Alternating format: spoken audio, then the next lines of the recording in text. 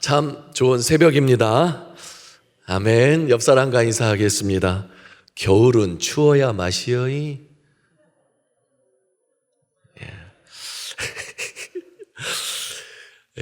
올 겨울 들어 가장 추운 날씨에 토성축제 나오신 우리 사랑의 가족들 사랑하고 축복합니다. 하나님의 기이한 도우심이 함께 하시기를 축복합니다. 구약 성경을 보면 어린 나이에 왕이 된 인물들이 여럿 나옵니다. 퀴즈를 드리겠습니다. 성경에서 가장 빠른 나이에 왕이 된 사람은 누구일까요? 네? 넌센스 퀴즈입니다. 누굴까요? 4살에 왕이 됐어요? 틀렸습니다. 바로 왕입니다. 바로 왕 돼버렸어요. 태어나자마자. 오늘 본문에 나오는 왕이 바로 우시야 왕인데요. 역시 이른 나이에 왕이 되었습니다. 우시야 왕은요 16살에 왕이 되었습니다. 역대하 26장 1절을 보면요, 온 유다 백성이 나이가 16세 된 우시야를 세워 그의 아버지 아마샤를 대신하여 왕으로 삼았다라고 말씀하고 있습니다. 지금의 중3 나이이죠. 16살이란 단어가 한 번 더 나옵니다. 3절. 우시야가 왕이 오를 때 나이가 몇 살이요? 16세. 16세. 2번이나 나와요. 그만큼 어린 나이에 왕이 됐다는 의미입니다. 그런데 이 16살에 왕이 된 우시야가 52년간 남유다를 다스립니다. 6절과 7절에 보면요, 왕위에 오래 있다고 해서 대단한 게 아니죠. 근데 그 우시야가 왕위에 있으면서 업적을 엄청 남겼습니다. 6절, 우시야가 나가서 블레셋 사람들과 싸웠어요. 유다의 불구대천의 원수 블레셋 사람들을 싸워서요 성벽을 헐어버렸어요. 그리고 7절을 보니까 하나님이 그를 도우사 블레셋 사람들을 치게 하셨다라고 말씀하고 있습니다. 8절을 보면 우시야가 매우 강성하여 이웃 암몬 사람들이 우시야에게 조공을 바쳤어요. 그리고 그의 이름이 애굽 변방까지 퍼졌습니다. 뿐만 아니라 우시야는 국방력을 튼튼히 했습니다. 9절을 보면요, 수도 예루살렘에 망대를 세워 견고하게 했습니다. 10절을 보면요, 광야에도 망대를 세웠다는 거예요. 그러니까 수도 방비를 튼튼히 했고요, 광야에 망대를 세웠다는 말은 나라 곳곳에 방비를 튼튼히 했다는 의미입니다. 병력의 규모도 대단합니다. 12절을 보면요, 족장의 총수가 몇 명이에요? 2600명입니다. 여기서 족장은 지휘관을 말해요. 그러니까 지휘관들이 2600명이나 되었고요. 근데 그 지휘관들이 다 졸장부가 아니라 유능했다는 거예요. 모두 큰 용사라는 겁니다. 13절을 보면요, 그 병력이 몇 만이냐 하면 30만 7500명입니다. 이것은 고대의 대단한 병력입니다. 우시야 이후에 우시야보다 2000년이 지난 우리나라 왕조가 조선 왕조입니다. 조선 왕조예요. 율곡 선생님이 임진왜란을 막으려면, 또 임진왜란에서 우리가 지지 않고 이기려면 몇 만이 필요하다 그랬죠? 10만이 필요하다 그랬어요. 근데 우시야 시대에 30만이나 되는 병력이 있었습니다. 근데 그 30만 명이 어떻게 해요? 건장하고 싸움에 능했다라고 말해요. 요즘 말로 하면 해병대, 특전사, 다 30만 명이 다 해병대, 30만 명이 다 특전사였다는 겁니다. 14절에 보면요, 우시야가 그 군대를 위해서 무기들을 다 배치합니다. 다양한 무기를 갖추게 합니다. 방패, 창, 투구, 갑옷, 활, 물맷돌, 다양한 무장을 하게 했습니다. 15절을 보면요, 우시야가요 신무기를 만들었어요. 그리고 그 무기들을 망대와 성곽 위에 두었대요. 그래서 망대와 성곽 위에서 화살을 쏘게 하고요, 멀리까지 큰 돌, 투석기라 그러죠. 큰 돌을 망대와 성곽 위에서 멀리까지 쏘게 했어요. 요즘 말로 하면 K9 자주포와 현무, 미사일로 무장했다는 것. 이것만이 아닙니다. 우시아는요, 경제력을 강하게 했습니다. 10절에 보면요, 물 웅덩이를 많이 만들었대요. 그러니까 농사가 잘 되는 거죠. 광야를 옥토로 만들어 버렸어요. 물 웅덩이를 파서 광야를 옥토로 만들었어요. 그리고 가축을 많이 길렀어요. 낙농업을 일으켰습니다. 산을 개간해 가지고요, 포도원을 만들어 버렸어요. 그리고 좋은 밭마다 농부들, 훌륭한 농부들을 배치했습니다. 이것은 정말 놀라운 일이에요. 우시아는 정말 놀랍게 나라를 일으켰어요. 그런데요, 우시아가 물려받은, 아버지로부터 물려받은 나라는요, 강한 나라가 아니었습니다. 아주 약한 나라였습니다. 역대하 25장 23절 24절 함께 받들어 읽겠습니다. 이스라엘 왕 요아스가 벳세메스에서 여호아하스의 손자 요아스의 아들 유다 왕 아마샤를 사로잡고 예루살렘에 이르러 예루살렘 성벽을 에브라임 문에서부터 성 모퉁이 문까지 400규빗을 헐고 또 하나님의 전 안에서 오벳 에돔이 지키는 모든 금은과 그릇과 왕궁의 재물을 빼앗고 또 사람들을 볼모로 잡아 가지고 사마리아로 돌아갔더라. 아버지 아마샤 왕이요, 북이스라엘과 전쟁을 했어요. 전쟁을 일으켜서 싸웠는데 어떻게 됐어요? 졌어요. 유다 왕 아마샤를 왕이 사로잡혀 버렸어요. 예루살렘의 성벽이 400규빗이나 무너졌어요. 그리고 성전 안에 있는 금은과 그릇과 왕궁의 재물들을 다 빼앗아 갔어요. 아주 약한 나라였습니다. 성벽이 무너졌어요. 성벽이 얼마나 중요한데 그 성벽이 무너졌어요. 아무 나라나 쳐들어와도 성벽을 뚫고서 예루살렘 성 안으로 들어올 수 있게 됐다는 거예요. 우시아가 물려받은 나라가 바로 이 나라였습니다. 이런 나라였습니다. 게다가 우시아가 물려받은 왕위는 아주 약한 왕이었어요. 역대하 25장 27절 함께 읽겠습니다.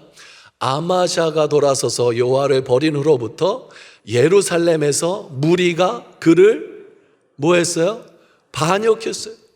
예루살렘에서요, 반역했어요. 반역해가지고 아마사가 어디로 도망가요? 라기스로 도망갔어요. 그랬더니 그 반역했던 무리가 라기스까지 쫓아가서 아마샤를 죽여버렸어요. 그리고 26장 1절에 세운 왕이 바로 우시아 왕, 16살 된 우시아 왕입니다. 16살에 예루살렘의 무리들이요, 예루살렘 대부분의 사람들이 아마샤 싫어한 거예요. 다 죽였어요. 쫓아가서 죽였어요. 근데 그 예루살렘에서 왕이 되었어요. 얼마나 왕위가 위태했을까.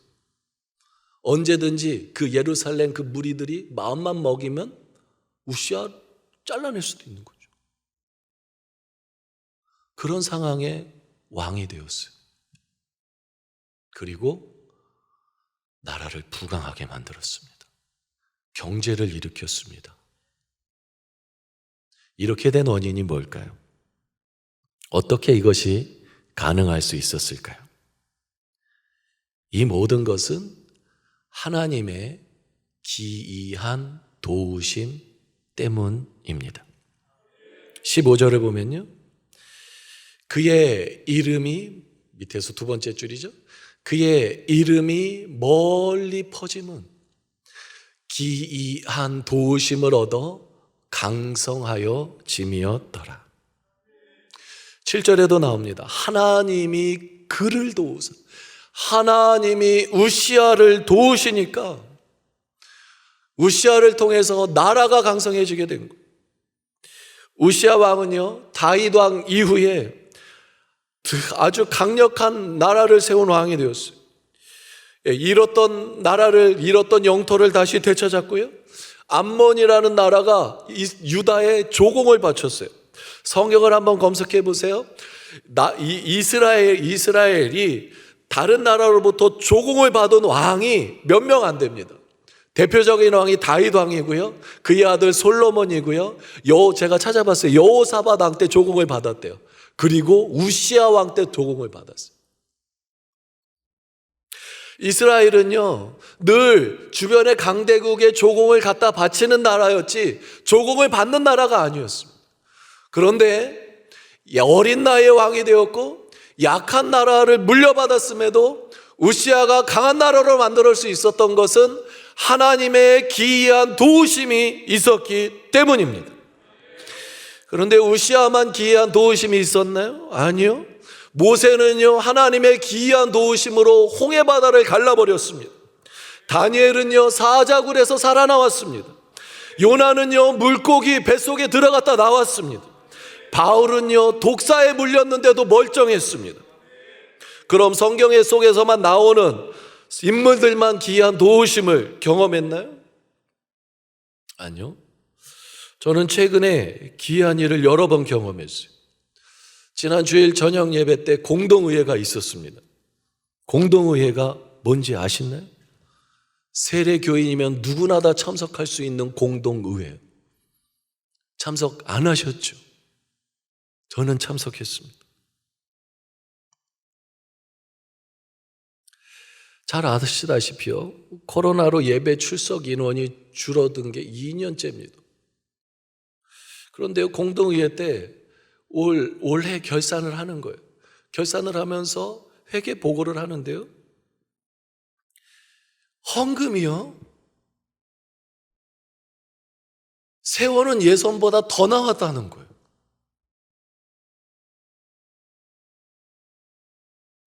특히요, 11조가 예산보다 훨씬 더 나왔대요.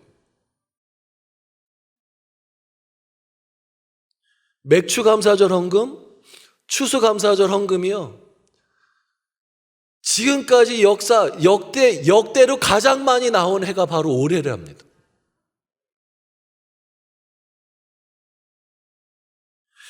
코로나로 힘들어요. 예배 참석 인원도 줄었어요. 근데 11조가 늘었어요. 감사가 더 풍성해졌어요.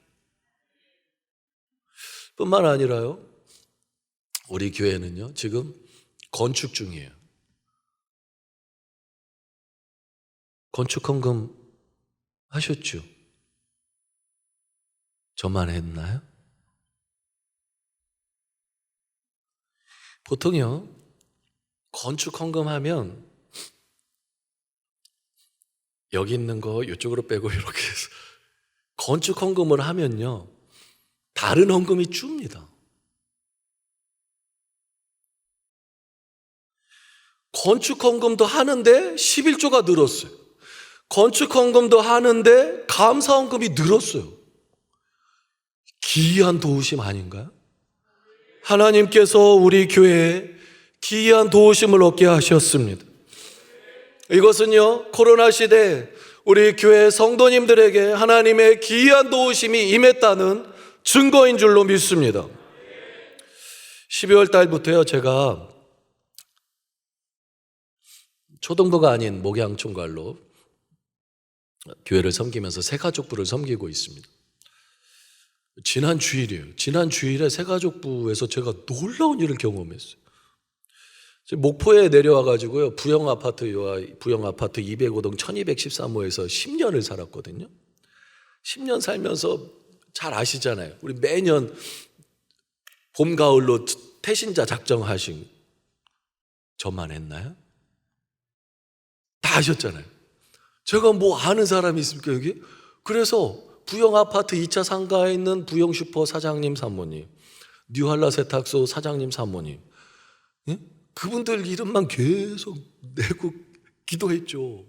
그리고 명절 되면 선물 세트 들어가가지고 인사도 하면서, 그리고 이마트는 가끔 가고 웬만하면 부영슈퍼 가서 사고, 또 옷도 그냥 세탁소에 맡기고 그러면서 전도했죠. 근데요, 반응이 영 거시기 했거든요. 그러다가 교회 뒤에 3.1모타, 옛날 3.1모타 그 건물로 제가 이사로 왔어요. 사택 2층에 지어주셔서 이사로 왔어요. 이사 온 지 3년이 지났어요. 근데 하나님이요, 그분들을 생각나게 하시고 기도하게 하시는 거예요. 그래서 기도했죠. 물론 그분들이 교회에 안 나올 것을 믿으면서 기도했어요. 나오겠어요? 안 나오겠죠. 새가족부 성경 공부를 제가 인도하려고 딱 들어갔는데요, 한 분이 그러는 거예요.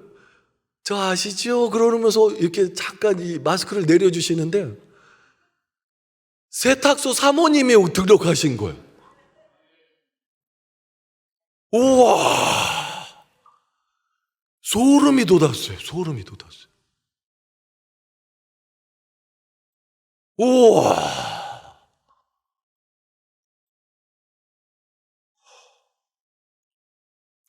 2주 전에 어떤 집사님과 통화를 했습니다. 어려움이 많았던 가정이었어요. 경제적으로 어려웠고요. 또 아들이 아토피가 심했어요.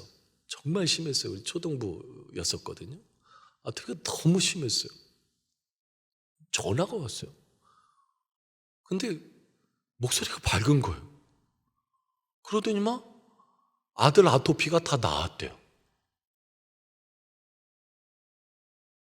아멘 하신 분에게 하나님의 기이한 도우심이 넘칠 줄 믿습니다.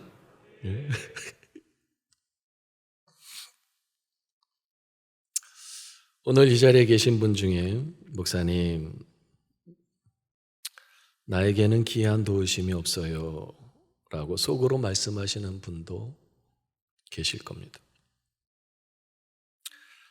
나는 기도해도 응답이 없어요.